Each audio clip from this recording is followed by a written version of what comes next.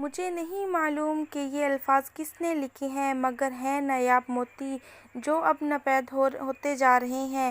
مرد کے کپڑوں میں عورت کی صفائی دکھائی دیتی ہے، عورت کے لباس میں مرد کی مردانگی ظاہر ہوتی ہے، اور لڑکیوں کے لباس میں ماں کے اخلاق نظر آتے ہیں۔ ہم محبت، رواداری، وفاداری، احترام اور تمام اعلیٰ اقدار پر پلی ہوئی نسلیں ہیں۔ ہم ان مردوں اور عورتوں کے درمیان رہتے تھے جو پڑھنا لکھنا نہیں جانتے تھے، لیکن انہوں نے تعلقات اور احترام میں مہارت کی تھی۔ انہوں نے ادب نہیں پڑھا لیکن ہمیں ادب سکھایا۔ انہوں نے فطرت کے قوانین اور حیاتیات کا مطالعہ نہیں کیا لیکن انہوں نے ہمیں شائستگی کا فن سکھایا۔ انہوں نے رشتوں کی ایک بھی کتاب نہیں پڑھی لیکن اچھا سلوک اور احترام کرنا سکھایا۔ انہوں نے مذہب کا گہرائی سے مطالعہ نہیں کیا لیکن ہمیں ایمان کا فن سکھایا۔ انہوں نے منصوبہ بندی کا مطالعہ نہیں کیا لیکن انہوں نے ہمیں دور اندیشی سکھائی۔ ہم میں سے اکثر کو گھر میں اونچی آواز میں بولنے کی ہمت نہیں ہوئی۔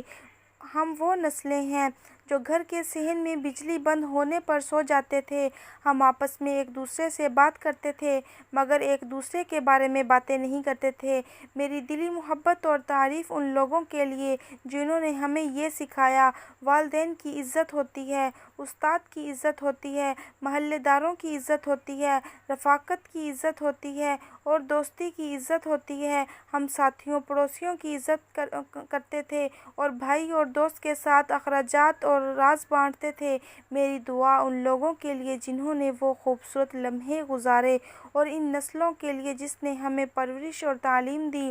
ہم سب کے دادا دادی، نانا نانی اور اماں ابا کے لیے ڈھیروں دعائیں۔ ان میں سے جو زندہ ہیں اللہ رب العزت ان کی حفاظت اور صحت عطا فرمائے، اور جو ہم میں چھوڑ کر اس دنیا فانی سے چلے گئے ان کی اپنے حبیب کے صدقے بخشش فرمائے، آمین یا رب العالمین۔ بچوں کی تربیت کا انمول اصول یہ ہے، اپنے بچوں کو دین سکھا دیں، باقی سب کچھ ان کو دین سکھا دے گا۔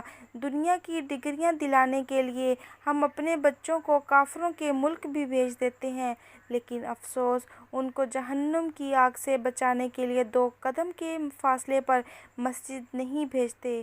ذرا اس کے بارے میں سوچئے گا ضرور۔